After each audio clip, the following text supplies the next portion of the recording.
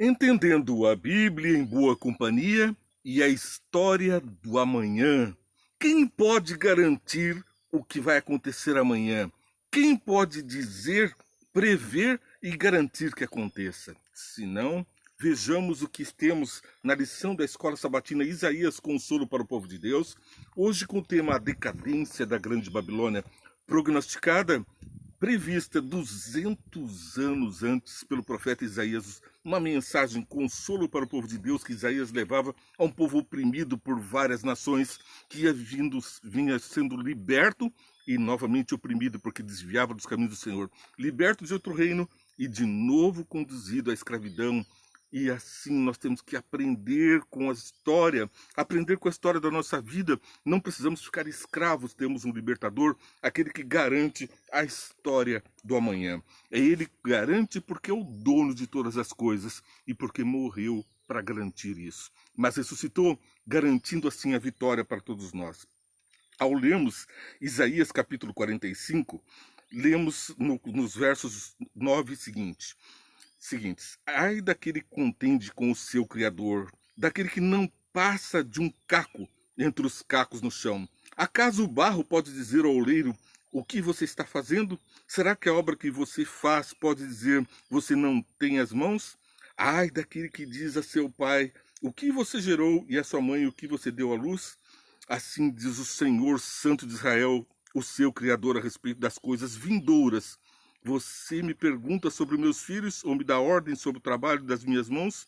Fui eu que fiz a terra e nela criei a humanidade. Minhas próprias mãos estenderam os céus e dispus o seu exército de estrelas.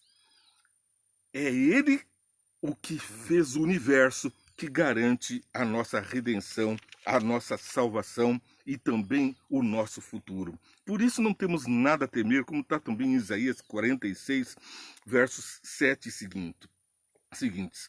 Lembre-se disto, grave-no na mente, acolham no íntimo, ó rebeldes. Lembre-se das coisas passadas, das coisas muito antigas.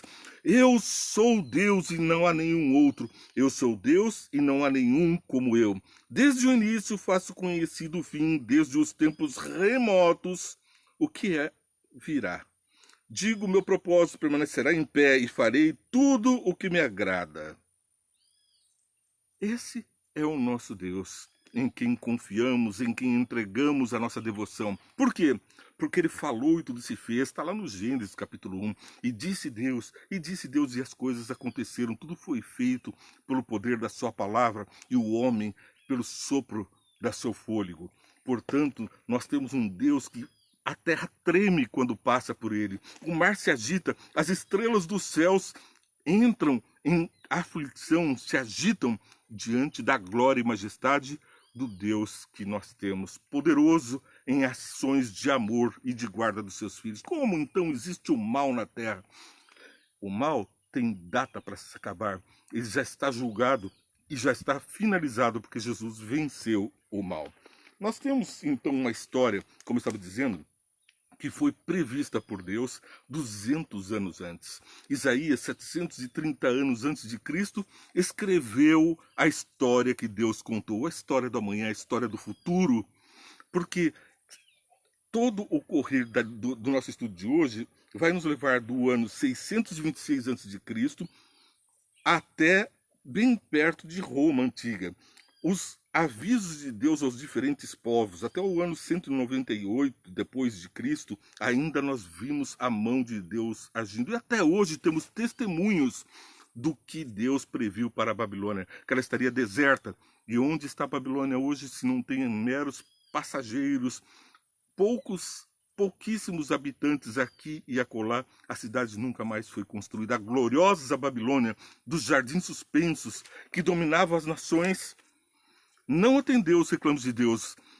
Nabucodonosor se converte, rei da Babilônia, e então o reino prospera, se eleva.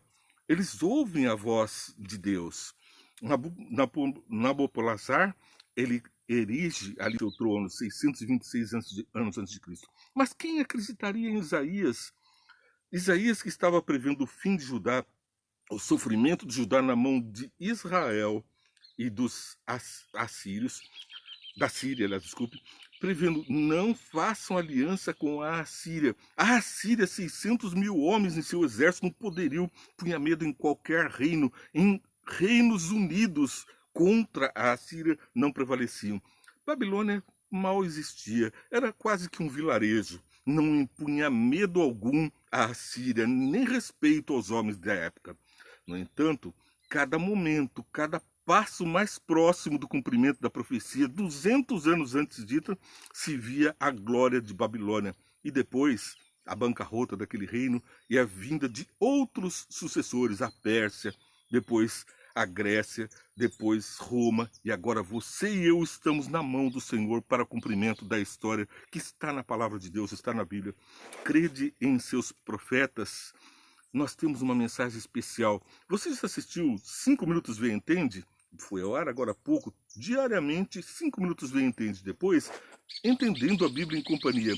Mas depois, Crede em seus profetas. São 3 programas diários para que você possa seguir, acompanhar, curtir e dar glória a Deus por sua majestade. Pois bem, Isaías, no capítulo 13, verso 19 a 22, falam dessa situação. Todo o capítulo 13 de Isaías é uma previsão do futuro, e futuro que nos atinge. E quem poderia acreditar que aquela pequena semente abalaria o mundo, Babilônia? Pois vamos ver aqui no Isaías capítulo 13, também no verso 14, a gente vê as previsões. Eu vou fazer um breve resumo, porque o capítulo é mais longo, mas vamos aqui. 626 anos antes de Cristo, Nabopolassar restaurou a glória babilônica ao tornar-se rei da Babilônia, iniciando a dinastia babilônica e participando com a Média da derrota da Assíria. A Média que depois vai derrotar a própria Babilônia, né? Seu filho Nabucodonosor II foi o rei que conquistou e exilou Judá conforme a profecia que estava dita por Isaías. Muitos anos depois, a profecia se cumpre. Em 539 a.C., quando Ciro Persa conquistou Babilônia para o Império Medo-Persa, do qual estávamos dizendo, do qual o profeta Daniel falou no capítulo 5, nós vamos vendo aqui as pontes, os links da Bíblia. Isaías e Daniel, 2 profetas que conduzem o destino da nação previsto por Deus. No caso aqui, Medo-Persas dominando a Babilônia. A cidade perdeu sua independência para sempre. Em 482 a.C., Xerxes I reprimiu brutalmente uma revolta de Babilônia contra o domínio persa. Ele removeu a estátua de Marduk e deu o deus principal, e parece ter danificado algumas fortificações e templos. O que ele fez? Ele tirou as crenças, a esperança, a identidade daquele povo.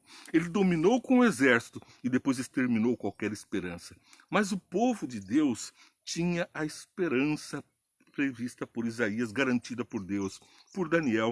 Esses profetas estavam presentes, Isaías avisando e Daniel conduzindo essa situação ao vivo e a cores. Ele estava dizendo de Isaías, porque Daniel estudava o livro de Isaías, e ao mesmo tempo fazendo novas profecias, aprimorando, contemplando ainda mais essas verdades avisadas por Deus. Os deuses passam, Marduk foi posto abaixo, mas o Deus verdadeiro garante sua palavra. Em 331 a.C., Alexandre o Grande tomou sem esforço Babilônia. Não foi difícil. A tomou dos persas em 331. E apesar do seu efêmero sonho de fazer da Babilônia a capital, efêmero por quê? Porque não se cumpriu, não se deu êxito nessa tarefa, porque Deus tinha dito que Babilônia ficaria deserta. Não interessa se os grandes homens desse mundo pretendem reerguê-la como está acontecendo agora. A Babilônia está se unindo, a Babilônia espiritual, a grande confusão de ideias religiosas se une para enfrentar o povo de Deus. Mas Judá prevalece, o povo de Deus prevalece. A verdade é sustentada por aquele que diz e tudo aconteceu, por aquele que fala e garante a sua fala. Pois bem, em 198 depois de Cristo, o romano Sétimo Severo encontrou Babilônia completamente deserta. Portanto, a grande cidade terminou abandonada. Séculos se passaram, muitos tentaram reerguer, mas Deus disse que ela estaria desolada, não seria mais habitada, como vamos ver nos versos a seguir. Hoje, alguns moradores iraquianos moram em partes do antigo local, mas não reconstruíram a cidade. A destruição de Babilônia, descrita por Isaías, capítulo 13, libertaria os descendentes de Jacó que foram oprimidos por essa cidade. Isaías 14, verso 1 a 3, lemos daqui a pouco. Isso foi cumprido quando Ciro conquistou Babilônia em 539 a.C. Embora não estivesse destruído, aquele foi o início do seu fim. Nunca mais ameaçaram o povo de Deus. Isaías capítulo 14, verso 1 a 3. O Senhor terá compaixão de Jacó, tornará a escolher Israel e os estabelecerá em sua própria terra. Os estrangeiros se juntarão a eles e farão parte da descendência de Jacó. Povos os apanharão e os levarão ao próprio lugar. A descendência de Israel possuirá os povos como servos e servas da terra do Senhor. Farão prisioneiros os seus captores e dominarão sobre os seus opressores. O dia do Senhor, do descanso, do sofrimento, da perturbação de cruel escravidão que sobre você foi imposta. Você zombará assim do rei da Babilônia. Era Israel um pequeno povo, um fragmento, mas tinha a garantia de que seria restaurada completamente. Não haveria mais temor do grande rei da Babilônia. Assim, Isaías 13 dramatiza a queda de Babilônia como um juízo divino. Os guerreiros que tomariam a cidade seriam agentes de Deus. Isaías 13, 2 e 5. Veja só, levante a bandeira no topo de uma colina desnuda, gritem a eles, chamem-nos como um aceno para que entrem pelas portas dos nobres. Eu mesmo ordenei os meus santos para executarem a minha ira. Já convoquei os meus guerreiros, os que regozijam com o meu triunfo. Deus conclama os seus guerreiros, homens e anjos. O universo é dele e ele conduz o destino das coisas. É a garantia que está aqui do verso 3 ao verso 5. Escutem, há um barulho nos montes, como de uma grande multidão. Escutem, é uma gritaria entre os reinos, como nações formando uma imensa multidão. O Senhor dos Exércitos está reunindo um exército para a guerra. Ele vem de terras distantes, lá dos confins dos céus. O Senhor e as armas da sua ira para destruírem todo o país. É a profecia garantida pelo exército de Deus, um Senhor que tem poder na sua palavra e todo o poder do universo. Agentes de Deus estão em atuação na história do nosso mundo. E depois nós lemos em Isaías 13, verso 10 a 13, que as estrelas, o sol, a lua, os céus e a terra se envolvem nessa guerra. Muitas vezes nós vemos na história que a terra se abriu, se fendeu, engolindo os inimigos do povo de Deus. Muitas vezes o mar se abriu para que o povo de Deus passasse a salvo da perseguição dos egípcios, a maior nação de épocas antigas, que oprimia também o povo de Deus. E agora está se armando um murmúrio entre as nações para estabelecer leis e decretos que violam a palavra de Deus. Eles distorcerão a palavra de Deus. É a grande Babilônia que vai trazer como um representante de Satanás um homem que vai dominar, um poder que vai dominar agora. É a nova Babilônia para os próximos dias, para os próximos meses. Para os próximos anos, teremos esse reino estabelecido. Vemos a agitação das nações se unindo em blocos econômicos. 10 grandes blocos econômicos, como os 10 dedos da estátua de Daniel, prevendo o final da história desse mundo, com 10 poderes que se estabeleceriam. Esses poderes cuidariam em mudar os tempos e a lei de Deus. Por isso, toda a Bíblia garante a necessidade da observância da palavra de Deus.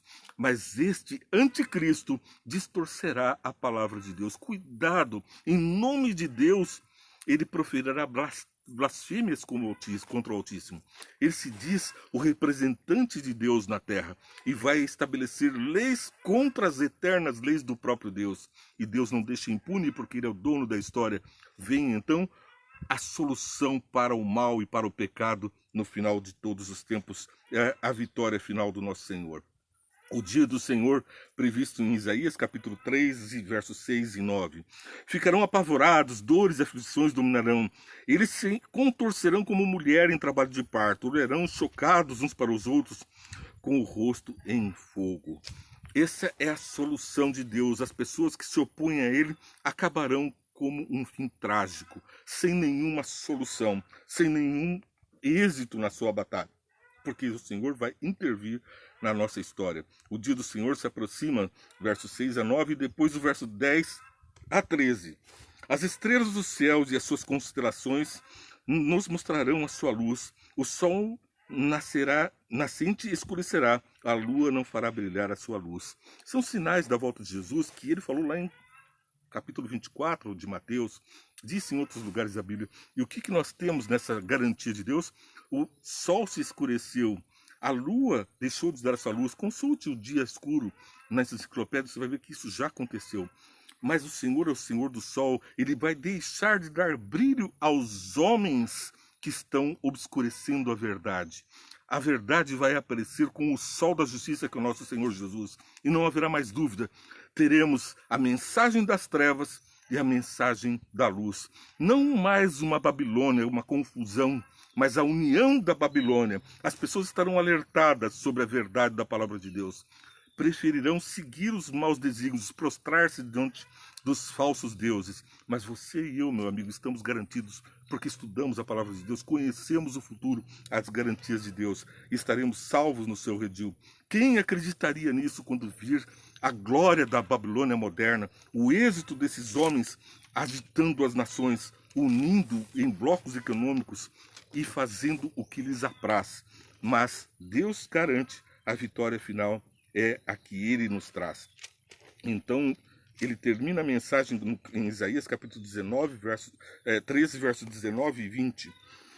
Babilônia, a joia dos reinos, o esplendor do orgulho dos babilônios, será destruída por Deus, à semelhança de Sodoma e Gomorra. Nunca mais será povoada nem habitada, de geração em geração. O árabe não armará ali a sua tenda, e o pastor não fará descansar ali o seu rebanho. Então as criaturas do deserto habitarão, e é a garantia de que Deus está acompanhando a história da minha vida, da tua vida. Você assiste agora Entendendo a Bíblia em Boa Companhia. Lembre de assistir também 5 Minutos Vem e Entende, programas que estão diariamente com você. Mais tarde, crede em seus profetas e prosperareis. Deus te abençoe.